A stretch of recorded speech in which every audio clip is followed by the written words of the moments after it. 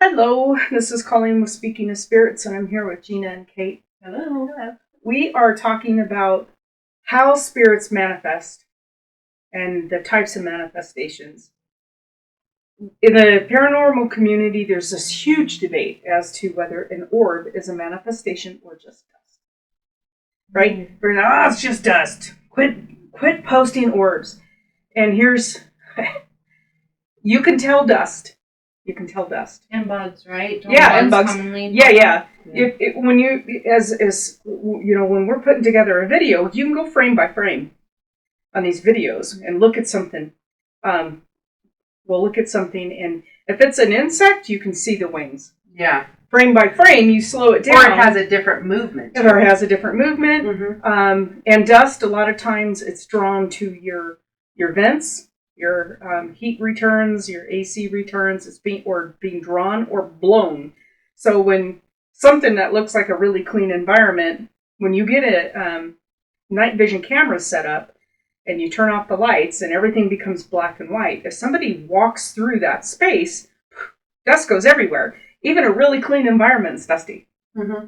So you can see them as they walk through, and that's obviously dust, and it's tumbling or being drawn somewhere, and it's all going into the same direction. It's being drawn into your heat or AC system. So, but we capture orbs, which react to us or come at us when we're talking, and they're illuminating the area around them. That's a manifestation. Not everything manifests in a human shape. Right. Or some do. Or they're manifesting in shadows or Mm-hmm. Well, here's an interesting fact though. Our soul, our spirit isn't in a human shape. Our body is, but our body is a living, breathing, dying thing. So it makes perfect sense that perhaps a visitor, I classify a spirit and a ghost differently. A ghost is someone who never crossed. A spirit can be grandma that crossed and is coming back to be with you, someone who has crossed over because they've recently died. And a lot of times in the hauntings, when we see a shadow, it's because there's probably a ghost that has not left that is in that area. So it still is in more of its human shape. Where, like, for example, a friend passed away in March, and I watched orbs going around her significant other, literally like this, around him and up, and then totally not what a vent pattern would be. And it was a glowing thing. So I don't know, maybe that part plays in it too, is the human shape doesn't necessarily come with a person who's passed that's just coming back to visit. Okay, based on your belief, then my dad shows up and I can see him. Mm-hmm. But he is literally manifesting a physical form. Because I've seen him. You've seen him. I've seen him. Yes. Yeah. I'm talking like when you see the shadow. Yeah, but or the shape. I would consider him that he's crossed. Absolutely. He's happy. Yeah. But he shows himself to me. Yeah. Yeah. Well, he showed himself to me too. Like I said, last month. Yeah, there he is. Yeah. So, but I'm saying like caught on camera during an investigation. That difference. I also anybody who's watched God, I knew I would do this. The Amy Allen in her show, right? Well, she's not on anymore, but anyway, in that show where there's the detective and her, and she takes the pretty nasty hauntings. That's kind of their fortes. Was this a reality or was this a made-up fictional show? No, it's reality. Okay. Well, I don't know Amy Allen. I know somebody who knows her and believes 100% that she's spot on, that this isn't fake with her. That she is a medium and she's an incredible medium. But her belief system is that anything that shows up as a shadow person is a very negative entity. Not my belief system at all. I've had shadow people in the house, and I think they were guardians to me, considering the things that were going on there. I think I don't know. Nobody's an expert in this field. Well, and it's an we have intangible field. It's, Yes. You can't like pick Measure up that shadow and be, Yeah, exactly. It's really hard, and so I think a lot of this boils down to our personal beliefs, but or experiences. and experiences. Yeah. I think that you think that if you believe that every shadow person is a negative entity, and you have a shadow person in your house, it's going to terrify you. Probably, it's going to at least throw you for a loop because you think there's something negative going on, and it might not be. Spirits can manifest as a shadow, and that's not necessarily negative. Just like, I don't know how many times we get a phone call. I heard knocks in 3, and it's a demon. You probably heard 3 knocks because that's what you're conditioned to. You think the 3 is, associated with either the Trinity, the good things, or the bad things, and so people automatically go to demon or not. Well, religion teaches most people if it's not of God, it's a demon. Yeah. When in reality, well, I don't know what you would call it, but in most circumstances, it isn't. There are bad things out there, but most of the time that's not. It's a nasty ghost that didn't want to cross because they're afraid to face their karma or whatever, and most of the time they're creating their own karma by staying here and not going to rest or crossing to peace. Well, I've already told everybody I'm haunting them, so don't expect me to cross over and be gone. So, but and I think that so we have orbs that we've seen. We've had shadows. We've had the full manifestation of a body, of a person.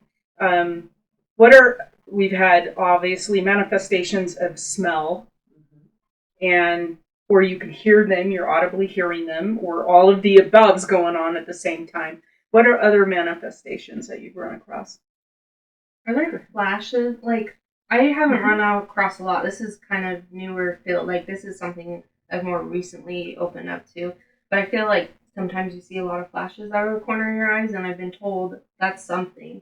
Do you guys believe that's spirit? Do you think that's energy? Do you think that's something else? Are you flashes of light, or like you'll just see there? Someone there, like not there's someone. Movement. There's movement until you look and there's nothing there. And I don't know. Sometimes it's like either very bright or sometimes it can be very dark. I don't think that has anything to do whether it's positive or negative, but like just out of your peripheral, you see something move really quickly and you look over and then there's nothing there. I have that happen all the time too. I mean, a lot of times it's right here and I see it, but no, I'll be in the kitchen doing dishes and I see a person go on my sidewalk and then I look out and there's no one there. Yeah. Okay.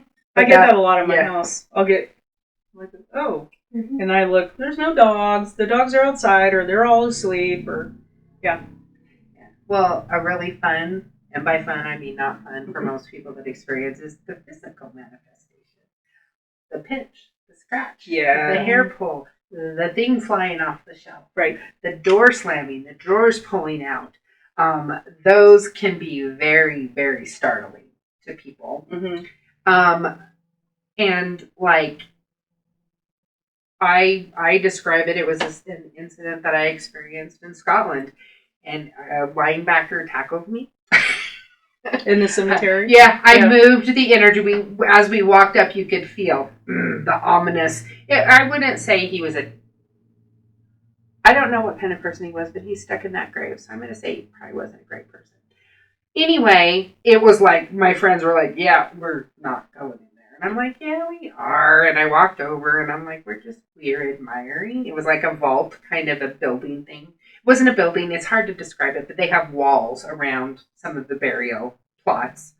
And this one was from the 17 or 1800s. It was quite an old one. And it had skulls and crossbones. So we actually learned that day that when they had that meant it was a man of science, like somebody learning to do autopsies or research on medicine, or you had actual doctors, or you had, anyone who studied and researched the body or helped would often have skull and crossbones. Yeah, that's interesting because you would think that would be a negative thing, skulls and crossbones. Well, this dude was not a positive thing. But you also have to remember, in order to get those bodies, they didn't always do it in the best possible way. There were grave robbers and all that kind of stuff.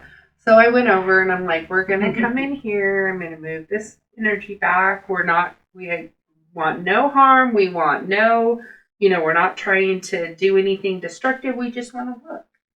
And we went in. They could feel the difference, my friends. They're like, yeah.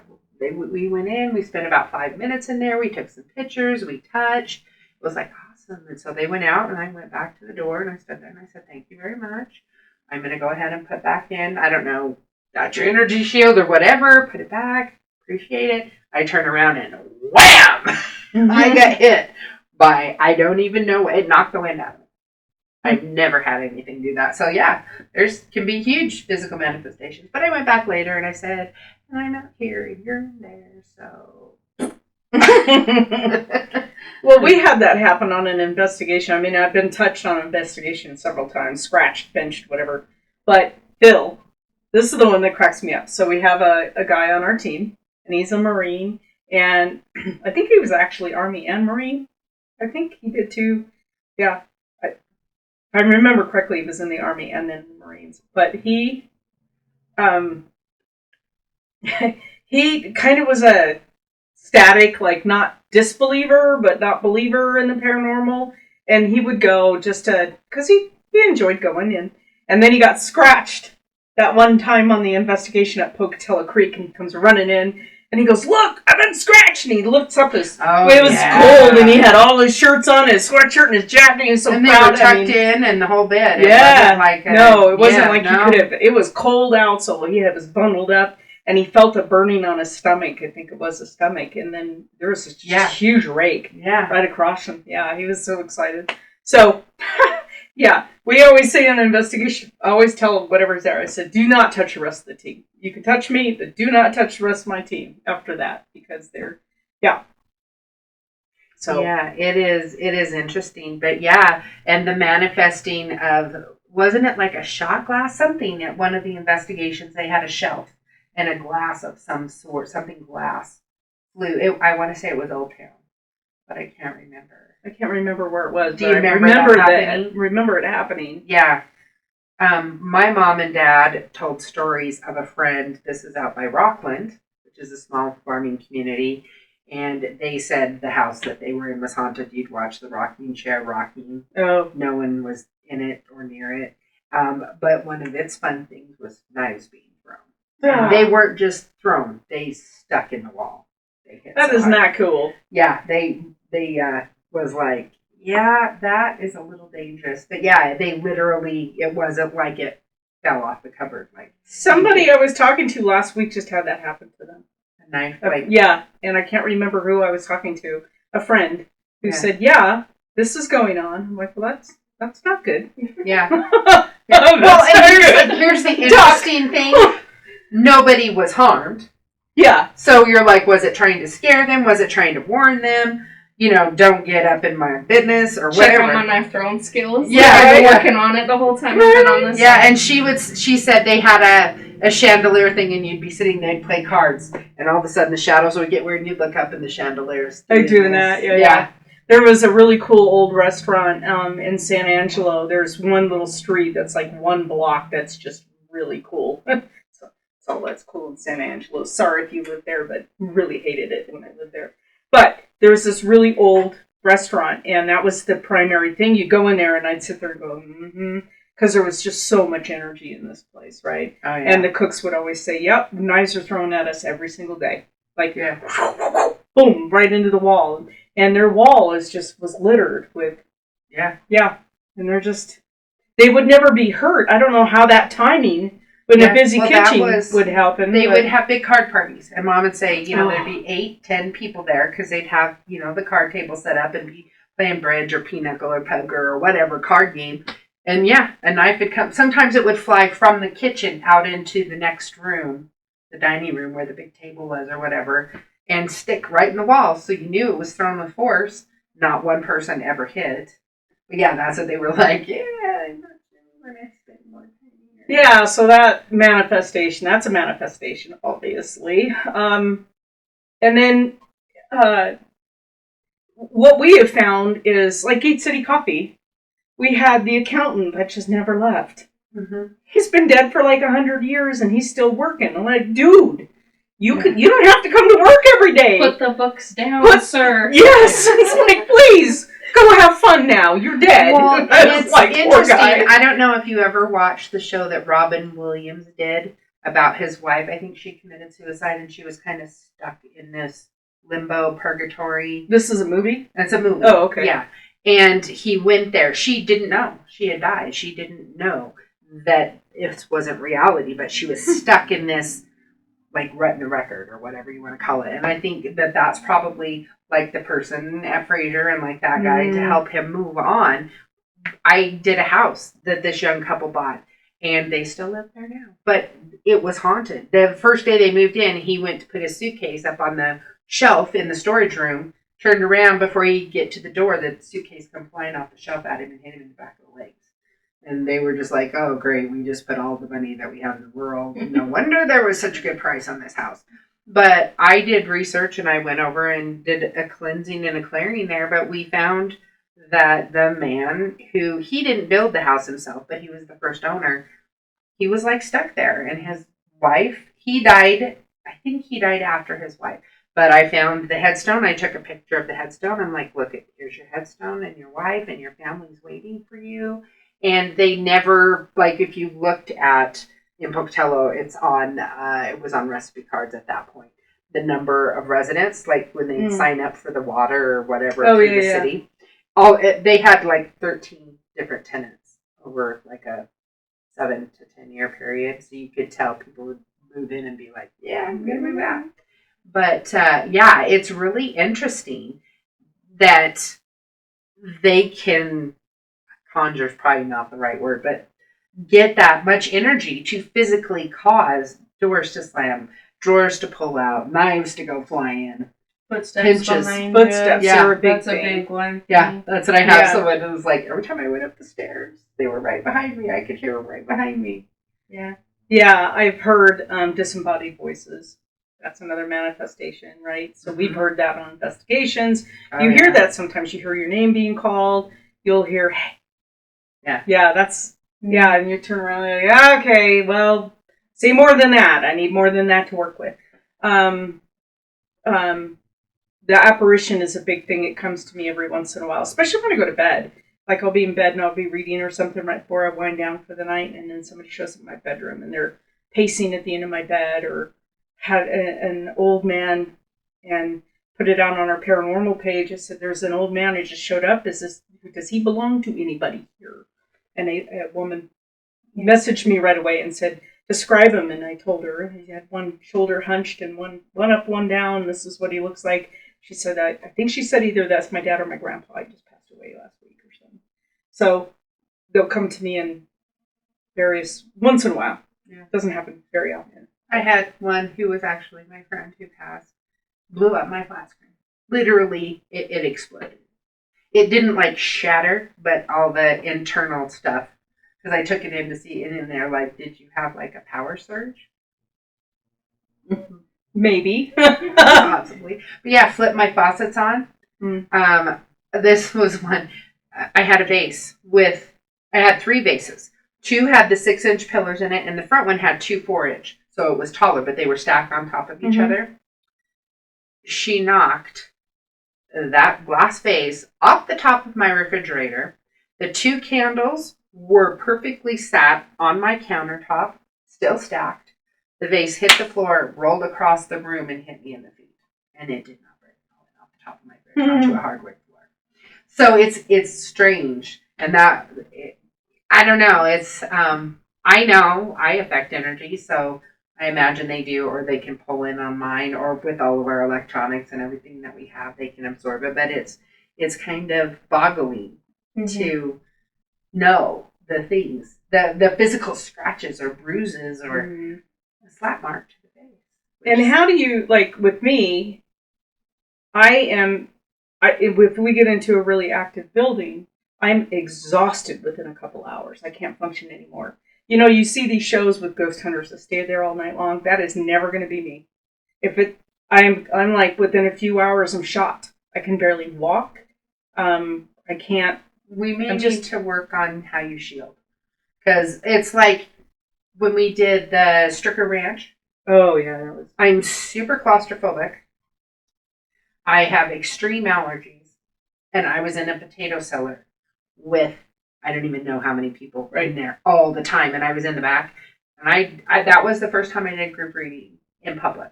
I usually do private because private things can come up. But that night we were doing it for a fundraiser. And I was in there and it was people. And you couldn't, there was like standing room only. Yeah. And it was going, I bet I did over 100 readings. And I did not feel, but when I was setting up my table, something was like knocked. I had this like battery operated lantern. So I could see the cards. And it like knocked it across the cellar. And I'm like, okay, let's talk, buddy. I'm like, I'm here to help this place. I am here to do readings and help these people. And you can stay, but you have to be nice. And don't you knock my stuff down again. And I put it up and I salted and I smudged and it went really smooth and my energy. So it could be we need to work on some of the shielding because if you are gifted, you glow different. Well, and they get it drawn to you. I think they're taking some of my energy to manifest. Yeah. And that happens. And since I was paralyzed, my legs feel heavier and heavier as the night goes on, and I get to the point where it's like, if I don't get out of here, I'm not going to be able to walk. Mm-hmm. They feel like they're 1,000 pounds a piece. So it's just that Annie Hall's hit me hard. Annie Hall's was weird.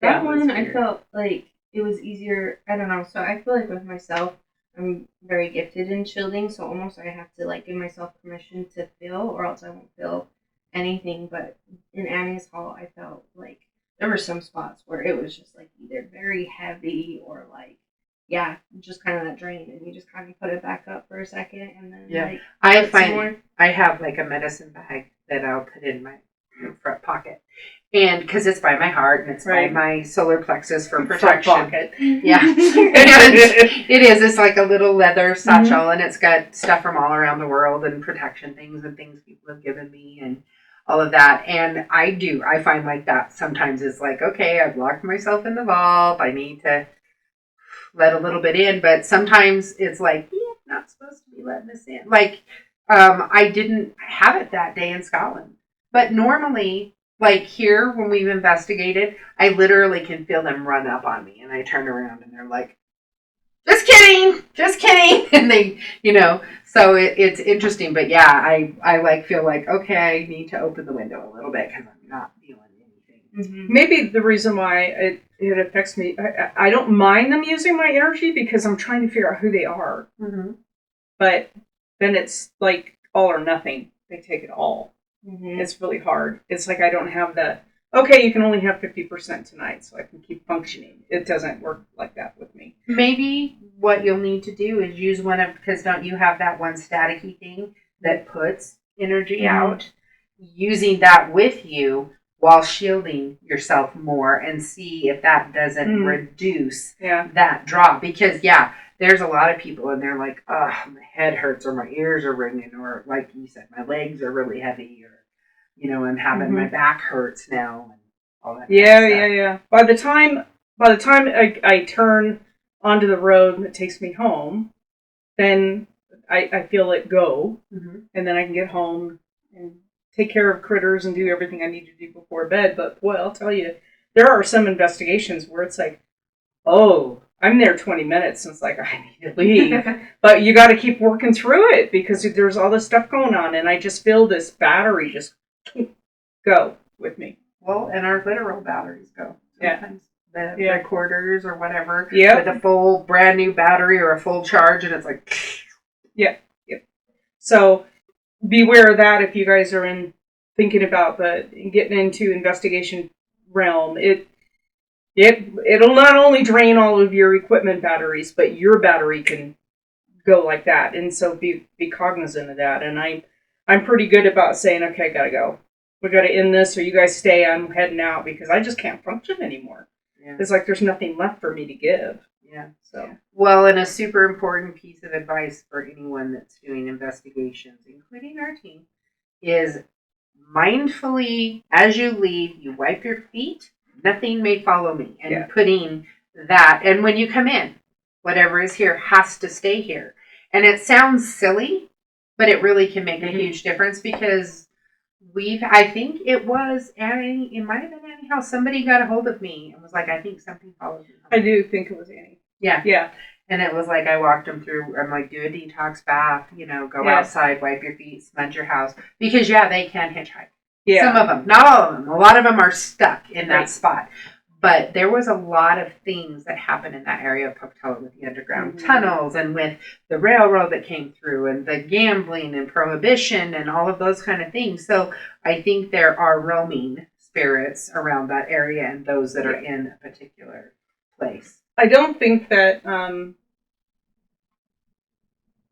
I don't think it was necessarily a bad building. No. But there's just so much energy in some of these old places you go to. Like, I'll be in Butte soon, and there's a couple of areas that you just drive through it, and I just go sit in front of the buildings. Like, ooh, it's crazy. So there's just places. There's history. History is yeah. Well, and especially if there was negative things, like there was prostitution and probably murder and, things like that. Mm-hmm. That's very heavy, dense energy. Mm-hmm. Where, the birth of a child, and that's very high, happy. But the other thing is, when you're gifted, they feel that. They see, they know who I am. They sense me. They hear me. So they are attracted to wanting to be around. I don't think I've ever had anything follow me home because as soon as I get to my property gates, man, nothing's allowed in. I'm pretty, there's a few things that have come and gone, but it's rare for me to have things of just alien. But anyway, I I have every shield and block on my house, and I still have to smudge it and salt it and all that kind of stuff. Because and I am really good about laying down the law. I lay it down to my granddaughters, and I lay it down to this other side, and it's like, and they still do. It's like, so. I think you also have to think of all the people with you, because like Annie's Hall, there's so many people. I think people are also feeling the energy off of the other investigators. So on top of that, because there's parts of the building where like we came up and I felt like, oh my gosh, there was a lot of energy until we got to the floor, and then it felt like things moved, like went away almost. That happens a lot on our investigations as we chase things. Yeah. We get into a space and it goes there. Mm-hmm. So we go over there and it goes here. And it just doesn't want to be messed with. And so I try to be mindful of that. And unless it's like Enders, where it was really negative and we would like to get that thing out, but we've never really concentrated on getting it out of the hotel because we have an idea of who this person is and what they've done. But that one I don't mind chasing because he's a nasty character. I had two friends who had history of living in Soda that messaged me and go, please don't go to Enders. Please don't go to Enders. Because they grew up in the town and all of the things that had happened and friends or family that had worked there and this and that. And it's like, it's okay. But we've had people that are very skilled about the things that they do and got taken to the ground by energy coming through them thinking that they were. Well, I got tackled in Scotland. So. Yeah. Is Enders the hotel down there? Yeah. I just went down there for a baby shower and everyone's like, oh, this place is like supposedly haunted. And I went and talked to the front desk lady and she's like, actually, we've had a few groups come through, and she's like, that said that they did energy work, and she's like, I've worked here for like a year and a half, and she's like, I haven't seen or felt or heard anything.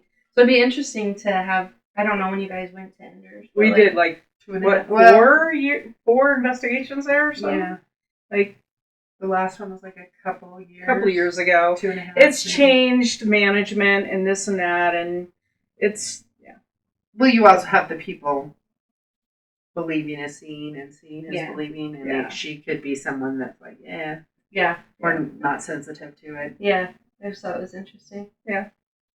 Yeah. So we'll be up this summer at the Libby Hotel in Libby, Montana, and I got to tour the hotel with the owner. Not last week. Attempting to refurbish it. They are open it back refurbishing up. it. Yep. And it's going to be kept really as authentic as possible. Their family's owned it for the past 50 years, Uh-huh. and she wants to keep it as authentic as possible. Like back in the days when the loggers had the cleats on their boots, there's cleats like marks embedded in the hardwood, and they're just going to sand it and stain it, or bring it back to a beautiful finish. But they want to leave the cleat marks in there, and just they want it as authentic as they could. But they uncovered room 13. It had been boarded off completely. Oh. Yes, so there was a few things that went down in that room, and I met the person who was the engineer on the remodel for them, and he's working on a thing for work, and he asked me, he goes, "Oh, are you going to go over there to the Libby?" And I told him, "Yeah," and he goes, "I'll never go back in there." So anyway, it'll be a very good investigation. We're going to do that one in the end of July. It's going to be a ton of fun. And what's interesting about that hotel is most of the activity happens during the day, not at night. Like the hotel goes to bed at night because everybody went to bed. It was never a brothel. It never had anything like that. It was just everybody went to sleep, So they want to bring it back to a functioning restaurant, hotel, and I think it'd be awesome for that area, especially because they have a few hotels there, but to have the old hotel functional and beautiful again would be incredible for Main Street. So can't wait to do that. But if you have any questions about manifestations or investigations, even if we're not in your area, you can get a hold of us at Pocatello Paranormal Research on Facebook. Send us a message. And we network with other teams kind of around the country. We can try to get you help if you have something going on in your home. Just educate you to help yourself. Or help yourself. And that's, we don't always tell people you need an investigation. Even here in town, that's not what we're all about. If you can help yourself, or if we can go in like we did up in Blackfoot just recently, talk with the people who are having activity, and they're comfortable now, I think, with what's happening there. Yeah. So I think it's just a lot of education. People question their sanity. Yeah, did I really see that? Am I really experiencing really this? happening? Yeah, this so happens. Yeah, we'll try to help you if we can. We'll try to get you help around the country. We do network, and we're always a phone call away just to at least chat and bounce things off. So please get a hold of us. If I can't answer questions, I have a whole team that we work together, and I will send your information out to the rest of the team. We keep everything confidential. You don't put your name out there, your location out there, unless you want it, like a business. Sometimes they want their stuff out there. And we don't charge. So not for that kind of stuff. Always. We'll try to help if we can. But I hope you enjoyed this podcast. Yeah. Stay tuned for more content. Bye.